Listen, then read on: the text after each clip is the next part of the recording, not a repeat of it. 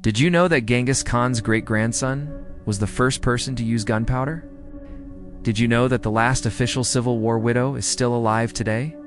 Or that the very first president of the United States had a pet parrot that would attack his enemies? Today we will be exploring the strange, bizarre, and mysterious ways that some of the most influential people in history have affected humanity. Some of these people are well known, and others not so much. But all of them have left their mark on the world. So sit back, relax, and let's get started. No, for the last widow of the Civil War. When you think of the American Civil War, what comes to mind? Is it images of Abraham Lincoln or Ulysses S. Grant? Maybe the Battle of Gettysburg or the Emancipation Proclamation? Whatever your thoughts may be, there's one thing for sure. The Civil War is a major event in American history.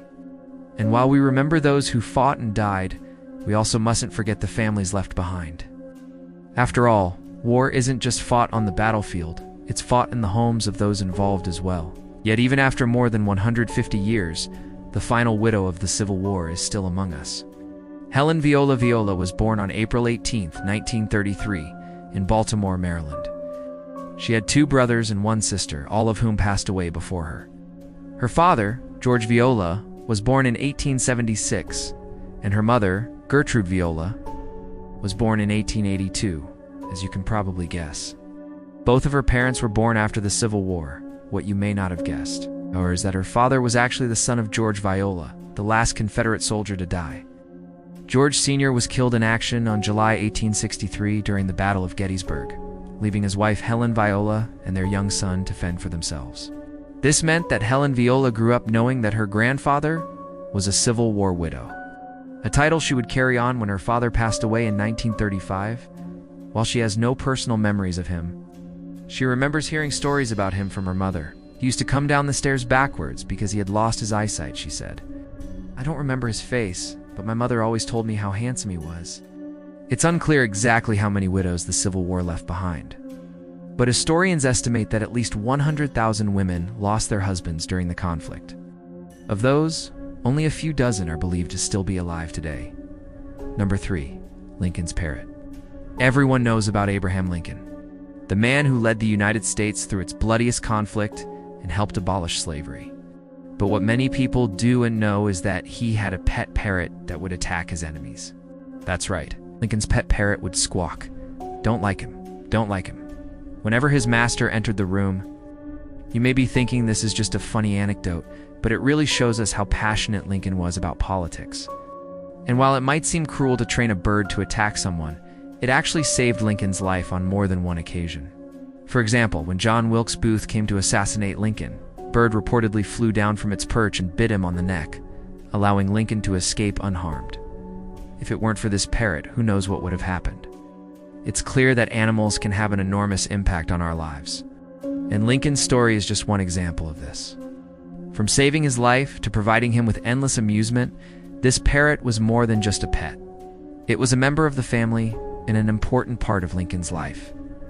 Number 2, the first person who used gunpowder. Imagine you are a soldier on the battlefield. The year is 1228 AD, and your army is facing off against the forces of Genghis Khan. Your weapons are swords and bows and arrows. But then suddenly, out of nowhere, the Mongols unleash a new weapon on you and your fellow soldiers' gunpowder.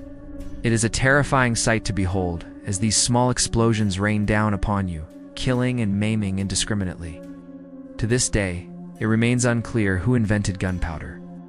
Many believe it was the Chinese, while others argue that the ancient Greeks created it first. But regardless of where it came from, we do know one thing. Genghis Khan's great-grandson was the first person ever to use gunpowder as a weapon. Ho el Timur, also known as Timur the Lame, was born in 1336 and died in 1405. He's remembered as one of history's greatest military commanders, and for good reason.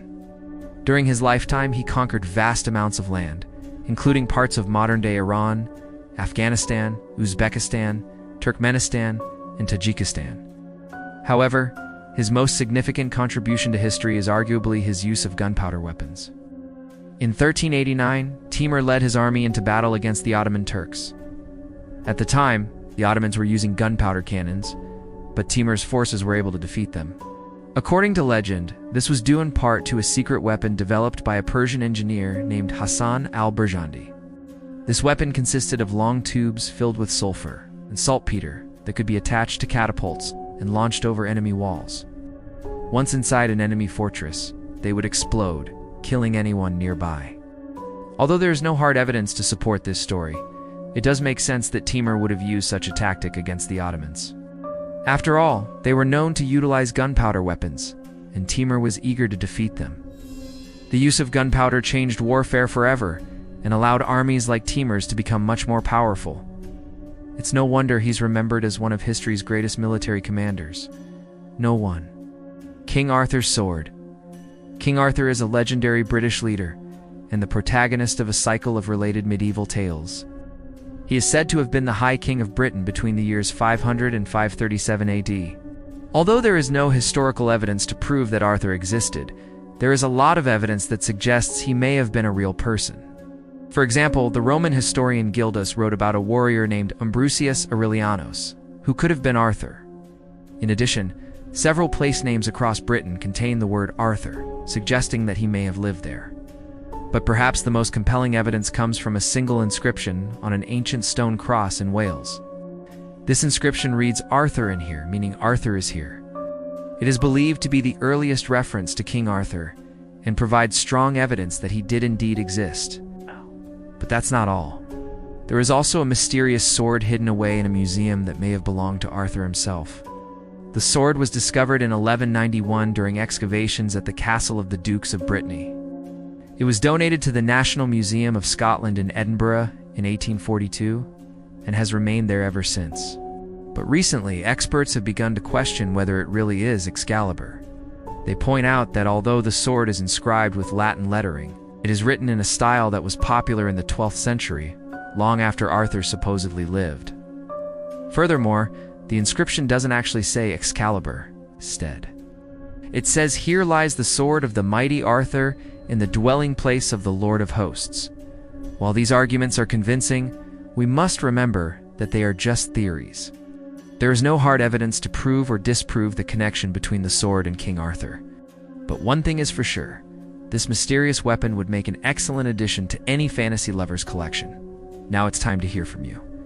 Which historical figure did you find the most mysterious? Leave your thoughts in the comments below, and don't forget to check out some of our other videos as well. Thanks for watching.